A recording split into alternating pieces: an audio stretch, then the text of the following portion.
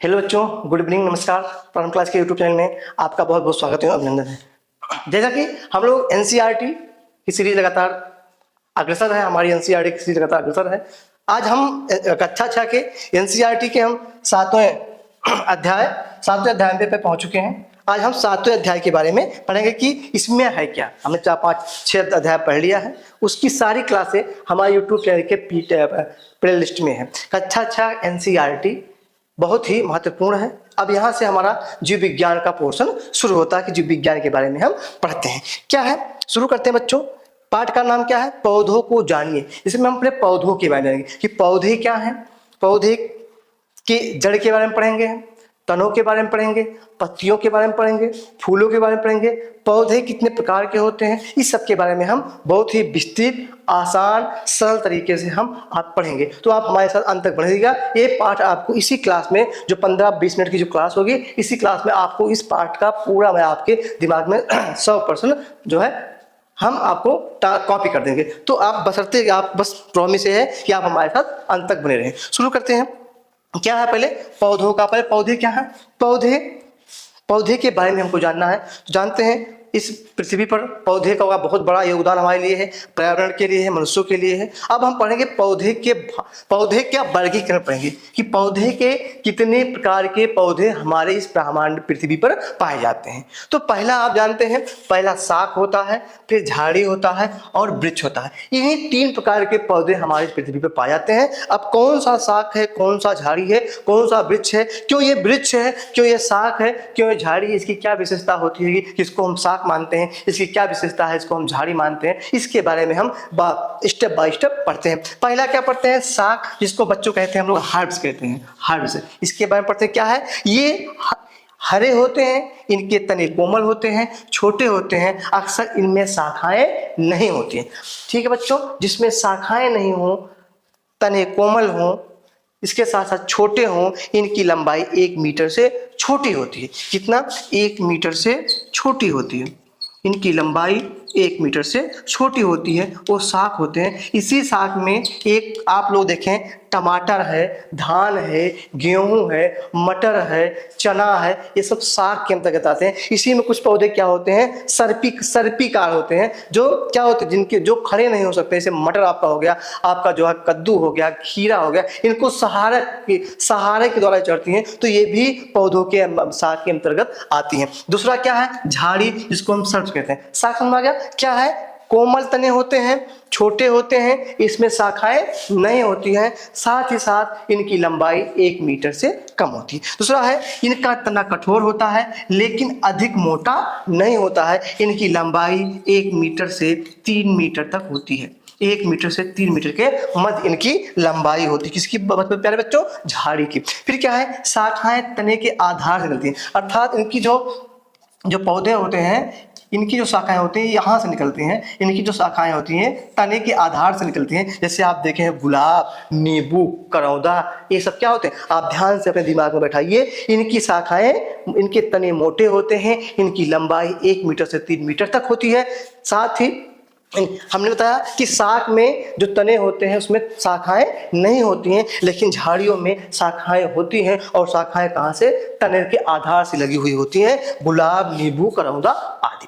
तीसरा है वृक्ष के बारे में पढ़ते हैं, ट्रीज, जिसको आप लोग जानते हैं। ये बहुत ऊंचे होते हैं, अर्थात इनकी लंबाई 3 मीटर से जो ऊंचा हो, 3 मीटर से जो ऊंचा हो, वो आपका वृक्ष होता है। अब आपके दिमाग में ये आता है कि जो पौधे छोटे होते हैं, जैसे आम का जो पौधा है, अमरूद का जो पौधा है, जामुन, क्या वृक्ष नहीं? छोटा ना वृक्ष है, लेकिन वो प्लांट है, पौधा, वृक्ष नहीं है। तो वृक्ष बहुत ऊंचे होते हैं, तना सख्त होता है, भूरा रक्त, शाखाएं भूमि से अधिक ऊंचाई पर निकलती हैं। हमने क्या बताया? ये जो शाखाएं होती हैं, ये जो पौधे होते हैं, इनकी क्या होती है?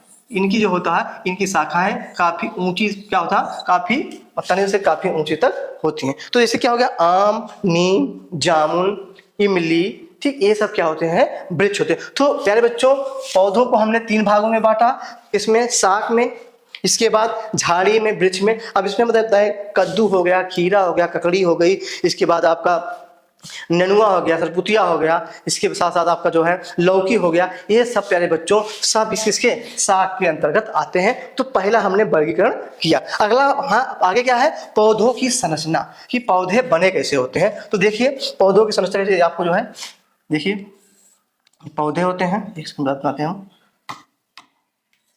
इसकी जड़ें होती हैं,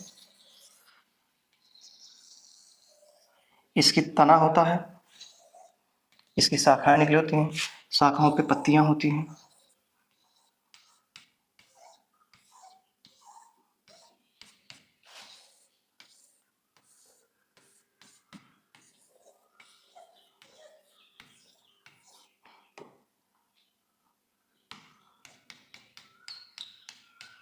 ये आपका पुष्प होता है। इसी के बारे में हम थोड़ा सा पढ़ते हैं। क्या है पौधों की संरचना। तो आप जानते हैं पौधों की संरचना मतलब होता है कि पौधे बने कैसे होते हैं। तो पौधों में बच्चों 3 भाग होता है, कुछ भाग होते हैं। पहला क्या हुआ आपका, जड़ हुआ, तना हुआ, तना के बाद आपका पुष्प हुआ, पुष्प के बाद क्या होता है, फल होता है। अब इसी तने में आप कह सकते हैं शाखाएं होती हैं, तने शाखाओं के ऊपर क्या होती है, पत्ती होती है। तो इतने 4 भाग, हमें मेनली 4 भागों के बारे में पढ़ना होता है। क्या, जड़, तना, पुष्प, फल और तन पे लगे हुए शाखाएं और शाखाओं पर लगा हुए पत्तियां।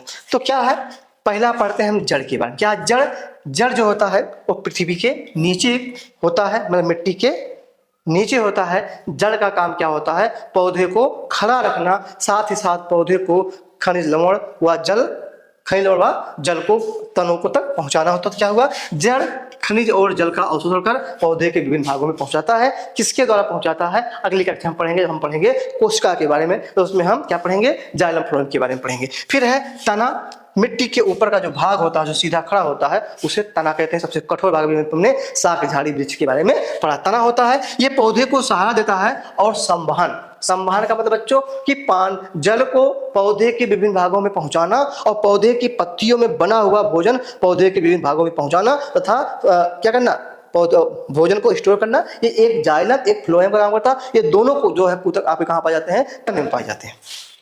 तीसरा है पत्ती, भोजन निर्माण प्रकाश संश्लेषण। जो पत्ती होती है प्यारे बच्चों, ये पौधे का रसोई घर। इस पत्ती को हम पौधे का रसोई घर कहते हैं, रसोई घर।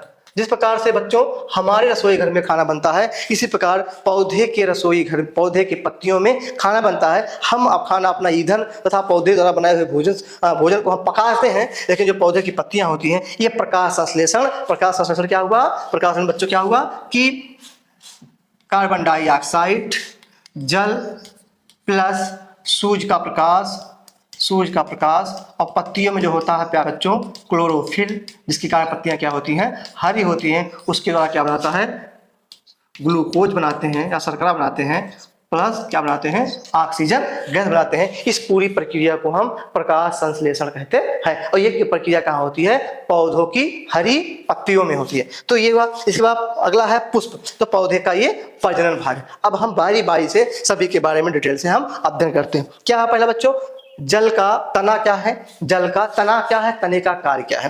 तो तना जो है हमने बताया ये पृथ्वी के मिट्टी के ऊपर होता है और पौधे को सहारा देता है। साथ ही ये जल और खनिज लवणों को जड़ से पत्तियों तक पहुंचाता है, अभी हमने बताया। फिर ये शाखाओं और पत्तियों फूलों को धारण करता है। अर्थात ये जो तना होता है ये शाखाओं को धारण करता है, शाखाओं पे पत्तियों का धारण करता है। ठीक, आगे देखिए, आगे हमारा है पत्ती की संरचना। देखिए पत्ती दिखाई पड़ा है, ये है पीपल की पत्ती है, पीपल की पत्ती है। पत्तियां हरी क्यों होती है, तो इसको आप ध्यान रखिए बच्चों, क्लोरोफिल नामक एक वर्णक पाया जाता है जिसके कारण पत्तियां क्या होती है, हरी होती है। पत्ती क्या होती है, पत्ती में क्या होता है, देखिए मैं पत्ती बना रहा हूं।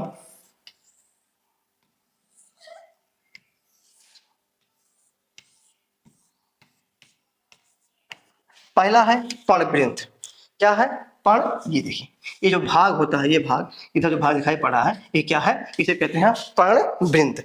पत्ती का वह भाग जिसके द्वारा वह तने से जुड़ा रहता है, पत्ती का वह भाग जिसके द्वारा वह तने से जुड़ा रहता है उसे पर्णवृंत कहते हैं। फिर है फलक, जो पत्ती का फैला हुआ भाग होता है इसे ही क्या कहते हैं, इसे हम क्या कहते हैं, फलक कहते हैं। क्या कहते हैं, पत्ती का हरा हुआ फैला हुआ भाग फलक कहलाता है। पहला 2 भाग हो गया। दूसरा सिराएं, जो पत्ती के किनारे होते हैं ये क्या होता है, टिप, इसे हम टिप कहते हैं, ये क्या होता है, सिराएं होती हैं। फिर है मध्य सिरा, जो पत्ती के मध्य में दिखाई पड़ा ये मीठा जो परबिंद जो आता है, इसी को कहा जाता है, इसी को कहा जाता है, क्या कहा जाता है, पत्ती के मध्य से मुख भाग क्या कहता है, मध्य सिरा कहा जाता है। नेक्स्ट क्या है, अब सिरा विन्यास, पत्तियों के सिरा विन्यास के बारे में पढ़ना है। जो पत्ती है, मैंने बताया ये पत्ती है,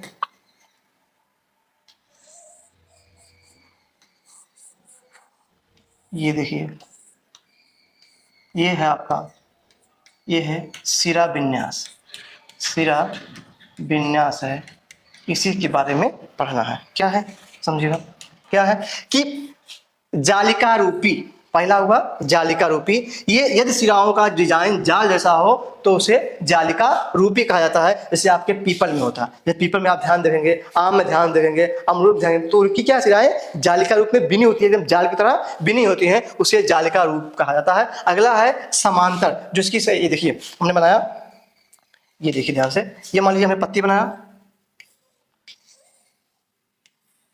इस बीच का मत सिरा है, ये देखिए इसकी बात कर रहा है, ये सिरा विन्यास जो है ये समांतर है, इसे समांतर कहते हैं। इसे केले में पाया जाता है, अमरूद में पाया जाता है। तो ये सिराएं एक दूसरे के समांतर हो तो क्या होता है, समांतर। इसे उदाहरण घास हो गया, मक्का हो गया और केला, इसमें क्या होता है, समांतर सिरा विन्यास पाया जाता है। नेक्स्ट है क्या है कि पत्तियों के महत्वपूर्ण कार्य, पत्ती का पहला महत्वपूर्ण कार्य हमने बताया प्यारे बच्चों कि प्रकाश संश्लेषण करना। पत्ती क्या करती है, प्रकाश संश्लेषण का काम करती है। ठीक, दूसरा क्या हुआ, वाष्पोत्सर्जन क्या हुआ, इसके बारे में पढ़ लेते हैं कि पत्तियों के वायवीय भागों से, पत्तियों के भाग से, पत्तियों के से जल का वाष्प के रूप में निकलने की प्रक्रिया को वाष्पोत्सर्जन, ट्रांसपायरेशन कहते हैं। क्या होता है, पत्तियों से जल का वाष्प के रूप में निकलना, ये पौधे को ठंडा रखने में मदद करता है। इसमें गर्मी का मौसम बच्चों ध्यान से देखेंगे तो इसमें पत्तियां क्या होती हैं, मुरझा जाती हैं। जब धूप पड़ता है तो उसमें वाष्पोत्सर्जन बहुत तेज होता है और उतनी मात्रा में पौधे की जड़ें वो जल को अवशोषित नहीं कर पाती हैं, जैसे बिल्टिंग, इसको बिल्टिंग कहते हैं या वाष्पोत्सर्जन कहते हैं, वो मुरझा जाता है। बिल्टिंग मैंने मुरझाना। तो पौधे के पत्तियों से जल का वाष्प के रूप में निकलना वाष्पोत्सर्जन कहलाता है। ये पौधे को ठंड रखने में मदद, कौन, वाष्पोत्सर्जन इंपॉर्टेंट। अब आ गया कि पौधे को ठंड रखने में क्या मदद करता है, तो कौन सी क्रिया मदद करती है, तो पौधों को ठंड रखने के लिए वाष्पोत्सर्जन की क्रिया बड़ी मदद करती है। नेक्स्ट है प्रकाश संश्लेषण। भी बताया कि पत्तियां सूर्य के प्रकाश और क्लोरोफिल की उपस्थिति में जल और कार्बन डाइऑक्साइड से अपना भोजन बनाती हैं। इसमें ऑक्सीजन मुक्त होता है और शर्करा बनता है, इसी को क्या कहा जाता है, स्टार्च बनता है, इसी को क्या कहा जाता है, प्रकाश संश्लेषण कहा जाता है। नेक्स्ट है जड़ के बारे में। जड़ हमने तना पढ़ा, जड़, अब जड़ के बारे में पढ़ेंगे। क्या है जड़, आधार और पोषण। पहला काम बच्चों क्या होता है, ये जो जड़ होता है, ये जो जड़ें होती हैं, ये तो आपका तना हो गया, ये जो जड़ें होती हैं ये पौधे को आधार देती हैं और पोषण का काम करती हैं, ये जड़ें। अब क्या है कि ये हुआ कि अब इसके अनुसार जड़ भी दो प्रकार का होता है। एक को कहा जाता है झकड़ा जड़ या अपस्थानिक जड़, दूसरे को कहा जाता है मूसला जड़। क्या बताया, अपस्थानिक जड़ें और दूसरी क्या होती हैं, मूसला जड़ें। मूसला जड़, जो मूसला जड़ होती है उसको कहते हैं टैप रूट। ये क्या होता है प्यारे बच्चों, जो मूसला जड़ होती है, जो टैप रूट होता है, वो पृथ्वी मिट्टी में काफी गहराई तक जाता है, काफी गहराई तक जाता है। इसमें प्राथमिक जड़ें, द्वितीयक जड़ें, तृतीयक जड़ें तथा मूल रोम पाया जाता है। क्वेश्चन आता है कि मूल रोम पौधे के किस भाग में पाया जाता है, तो याद रखिए मूल रोम पौधे के जड़ों में पाया जाता है। तो इसमें जो मूसला जड़ है आप देख रहे हैं, ये पृथ्वी में काफी गहराई तक जाती है, तो इसमें प्राथमिक जड़ें, द्वितीय जड़ें, तृतीय जड़ें होती हैं। तो क्या होगा, ये मुख्य जड़ और छोटी छोटी 5 जड़ें होती हैं। अगला है झकड़ा जड़। देखिए इसमें क्या, जैसे आम हो गया, अमरूद हो गया, जामुन हो गया, इस सब में जो जड़ें पाई जाती हैं, आपका गेहूं हो गया, इस सब में जो जड़ें पाई जाती हैं, ये झकड़ा, क्या नाम, ये मूसला जड़ होती है। वहीं एक जड़ ऐसी होती है कि जो पृथ्वी में या मिट्टी में काफी गहराई तक नहीं जाती है, वो जड़ें आपस में क्या होती हैं, उलझी होती हैं। इसमें क्या होता है, मूल मतलब प्राथमिक जड़ें, द्वितीय जड़ें, ये जड़ें नहीं पाई जाती हैं। ऐसी जड़ें पृथ्वी में काफी गहराई तक नहीं जाती हैं। ऐसी जड़ें आपकी गन्ना में पाई जाती हैं, धान में पाई जाती हैं, मक्का में पाई जाती हैं। याद रखिएगा ये सभी जड़ें क्या होती हैं, झकड़ा जड़ें होती हैं। इसमें कोई भी मुख्य जड़ नहीं होता है, सभी जड़ें एक दूसरे से उलझी हुई होती हैं और पृथ्वी में काफी गहराई तक नहीं जाती हैं। फिर है इनका कार्य क्या है,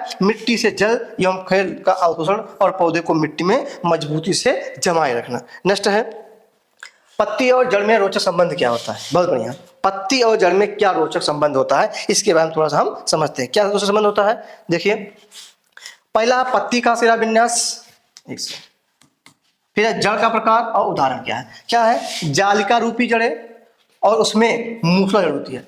जो जिस पत्ती पहचानने का तरीका कह रहा है कि कैसे पहचानेंगे कि किसमें कौन जड़ें हैं। अगर किसी भी पौधे की पत्तियां जालिका रूपी हैं तो उसकी जड़ें क्या है, मूसला है, अर्थात उसमें प्राथमिक द्वितीय तृतीय जड़ें पाई जाती हैं। उदाहरण के रूप में क्या है, चना, आम, मटर आदि। समझे, एक कह रहा है कि देखिए एनसीईआरटी की तो यही खासियत है कि आपको परीक्षा में यही पूछ लिया जाता है कि यदि किसी पौधे में किसी पौधे की पत्तियां जालिका रूपी हैं तो किस प्रकार का पौधा है, प्राथमिक उसकी जो क्या है उसकी जड़ें किस प्रकार की, मूसला है, अपस्थानिक है, प्राथमिक है, द्वितीय है, कैसे हैं, तो हो जाए मूसला जड़ें 21 में पाया जाता है, चना, मटर, आम, इसको याद रखिएगा प्यारे बच्चों। अगला है यदि किसी भी पौधे की पत्तियों की जो जालिका रूप है, जो जालिका रूप ने ये बताया कि जो पौधे की पत्तियों का ये जो जालिका रूप है, ये बीच वाला भाग ये यदि समांतर है, ये समांतर है, जैसे है, तो ऐसी जड़ों झक्का जड़ रेशेदार होती है, जैसे धान हो गया, मक्का हो गया, गेहूं हो गया, घास हो गया, ये सब की जड़ें क्या होती हैं, झकड़ा जड़ें होती हैं। आगे देखिए पुष्प के भाग बहुत ही इंपॉर्टेंट है। पुष्प ही पौधे का सबसे महत्वपूर्ण भाग तो सब होते हैं, लेकिन पुष्प ही पौधों में का सबसे आकर्षक भाग होता है और यहीं से पौधों में जन्म की प्रक्रिया होती है। देखिए पुष्प के भाग, पुष्प का जो सबसे आकर्षक भाग होता है प्यारे बच्चों, वो आपका दल पुंज होता है और दल पुंज के किनारे किनारे हरा हरा रंग होता है, उसे क्या कहा जाता है, वो आपका क्या होता है, वाह दल होता है। और ये जो बीच का भाग दिखाई पड़ रहा है, ये आपका ये जो दिखाई पड़ रहा है, ये आपका क्या है, ये आपका पुंकेसर है और ये भाग दिखाई पड़ रहा है ये क्या है, स्त्री केसर है। इसके बारे में हम पढ़ते हैं। पुष्प पौधे का सबसे आकर्षक और महत्वपूर्ण भाग है। इसके मुख्य भाग कौन है, वाहदल, छोटी हरी पत्तियों जैसी संरचना कली की तरह होती है। ये जो पौधे हम पौधा बनाते हैं, ये देखिए ये जो होता है ये वाहदल होता है। इसके बाद ये जो होता है ये दल होता है। इसके बाद इसमें जो ये निकला होता है ये स्त्री केसर होता है। इसी में क्या होता है, तंतु निकले होते हैं, इसे हम क्या कहते हैं, पुंकेसर कहते हैं। तो इसके बाद हो गया पंखुड़ियां, जिसको पेटल्स कहते हैं या दल कहते हैं। पुष्प का रंगीन भाग इसलिए रंगीन होता है क्योंकि कीट इसी पे क्या होते हैं, इसी आकर्षित होते हैं और कीट आकर्षित होते हैं, वो रस को चूसते हैं, साथ ही साथ वो परागण कराने में भी बहुत ही मदद करते हैं। क्योंकि आप लोग जानते हैं पौधे क्या होते हैं, कुछ पौधे की पत्तियां, कुछ पौधे के पुष्प क्या होते हैं, द्विलिंगी होते हैं, कुछ पौधे के पुष्प एकलिंगी होते हैं। आगे हम इसको पढ़ेंगे। फिर क्या है, पुंकेसर और स्त्री केसर के बारे में बताया। पौधे का क्या भाग हुआ, 4 भाग हुआ। पहला बच्चों क्या हुआ, वाह दल हुआ, आप एक बार नोट कर लीजिए, वाह दल। इसके बाद जिसको कहते हैं दल कहते हैं, दल पुंज कह सकते हैं। फिर क्या होता है, पुंकेसर होता है, पुंकेसर होता है। फिर आपका क्या होता है, स्त्री केसर होता है। यही 4 भाग पौधे के होते हैं। अब इसके बाद हम पढ़ते हैं पुंकेसर। देखिए ये पुंकेसर पौधे का नर भाग होता है। अगर आप पूछे जाए कि पौधे का नर भाग क्या होता है, तो पौधे का नर भाग क्या होता है, पुंकेसर होता है। इसके 2 भाग होते हैं, पराग कोश और तंत्र। ये जो नीचे ऐसे होता है,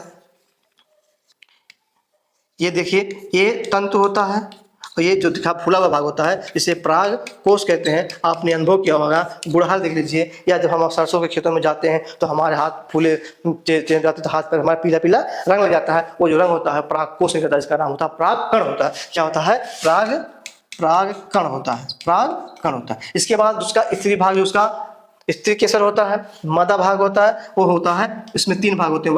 वर्तिकाग्र होता है, देखिए ये स्त्री केसर ने बनाया, ये दिखाई पड़ा आपको। ये ऊपर वाला भाग ये वर्तिकाग्र होता है। ये जो देखो वर्तिका नली होती है, वो ये क्या होता है, अंडाशय होता है। क्या होता है, अंडाशय होता है। जब हम जन्म के हम केवल आप बच्चों पौधों के बारे में जान रहे हैं, अब इसकी जो प्रक्रिया होती है, कैसे प्रकाश संश्लेषण होता है, कैसे जन्म होता है, हम आगे इसको आसानी से पढ़ेंगे।